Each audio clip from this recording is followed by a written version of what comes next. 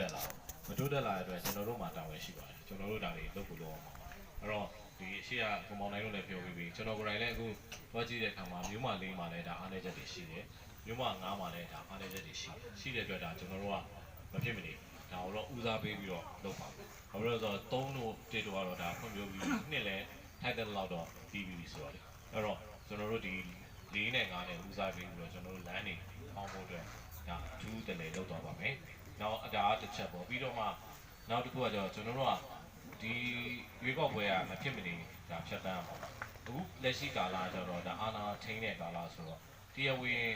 ပြည်သူရွေးတဲ့အစိုးရမဟုတ်တဲ့အခါမှာကျွန်တော်တို့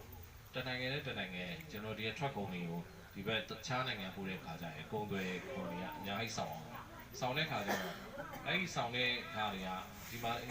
သဘောပြောရရင်ဒီကစပါးဖြစ်တယ်ဆိုတော့ဒီစပါးကိုဒီအမေရိကကိုပို့မယ်ဆိုရင်အမေရိကအခွန်က40ရာခိုင်နှုန်းဆောင်ရတယ်။တကယ်လို့တရားဝင်အစိုးရဖြစ်လာပြီဆိုရင်တော့ဒီအခုဆိုသူတို့ထိုင်းလို့ပါလို့ဆိုရင်15ရာခိုင်နှုန်းလောက်ပဲဆောင်ရတယ်။အဲ့လိုမျိုးဆောင်ရတဲ့ခါကျတော့40နဲ့15ရာခိုင်နှုန်းဆိုရင်ရမ်းกว่าပါတယ်။กว่าတဲ့ခါကျရင်ဒါဒီကထုတ်ကုန်တွေများများထုတ်တဲ့ခါမှာနိုင်ငံတကာတင်ပို့တဲ့ခါကျရင်နိုင်ငံသားဝင်လို့ရမယ်။နောက်တစ်ခုကကျတော့ကျွန်တော်တို့ဒီလိုမျိုးပစ္စည်းတွေကအစဒါတွေကကျွန်တော်နိုင်ငံမှာမထုတ်နိုင်ဘူး။မထုတ်နိုင်တဲ့ခါကျတော့နိုင်ငံသားပစ္စည်းတွေကျွန်တော်တို့ကတင်သွင်းရတယ်တင်သွင်းတဲ့အခါမှာလည်းကျွန်တော်တို့ကအဲ့ကြိုင်လည်းအခွန်တွေကိုဈေးပို့ပြီးပို့ရတယ်အဲ့လိုမျိုးပေါ့ဝယ်တာလည်းဟိုကပို့ပေးရတယ်ပို့တာလည်းပို့ပေးရတယ်တရားဝင်အစိုးရဖြစ်ချင်းဖြစ်ချင်းအဲ့ဒါကိုပြန်ပေါ့အဲ့ဒါကြီးမှာ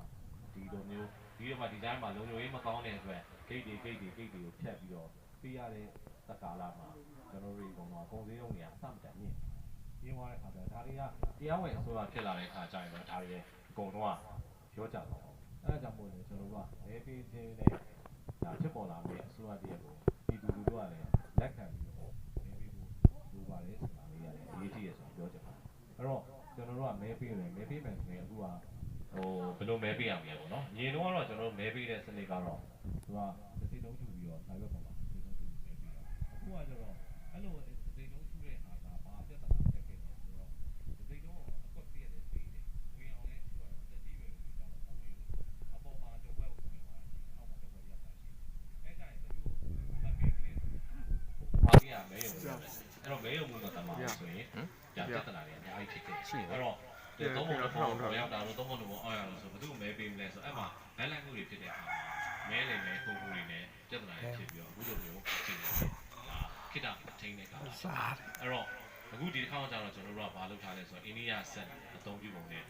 ဟိုမှာယူထားပြီးတော့အရန်လွယ်ကူသွားတယ်လွယ်ကူသွားတာဘာလဲဆိုတော့သူကမဲယုံသွားရမယ်ဆိုရင်လူတစ်ယောက်ကကျွန်တော်လည်းအဲ့မှာ pamphlet စာရွက်အတီး